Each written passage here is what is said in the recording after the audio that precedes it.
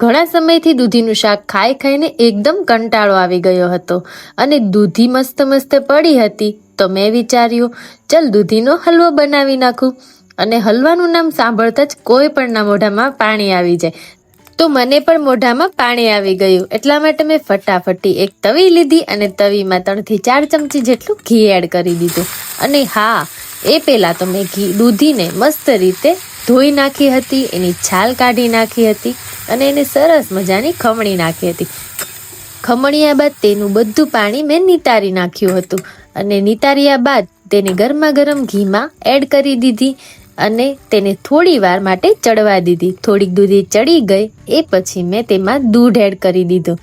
તમે તેમાં પેંડાનો માવો પણ એડ કરી શકો છો, જેનાથી તમારો હલવો એકદમ મસ્ત દાણેદાર થશે. અને દૂધ જાડું હશે તો તેનાથી પણ મસ્ત મસ્ત દાણેદાર થઈ શકે છે. દૂધ નાખ્યા બાદ દૂધ અને દૂધી એકદમ મસ્ત રીતે મિક્સ થઈ જાય અને ચડવા લાગે એટલા માટે મેં એમાં ખાંડ એડ કરી દીધી છે.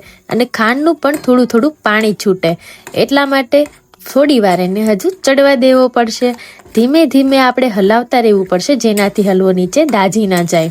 અને આપણો હલવો તો મસ્ત મસ્ત કલર પકડવા લાગ્યો છે અને એવું લાગે છે કે હવે તો રેડી જ થઈ ગયો છે. અને હા, આપણો હલવો બનીને રેડી થઈ ગયો છે અને મારા મોઢામાં મસ્ત મસ્ત પાણી પણ આવી ગયું છે.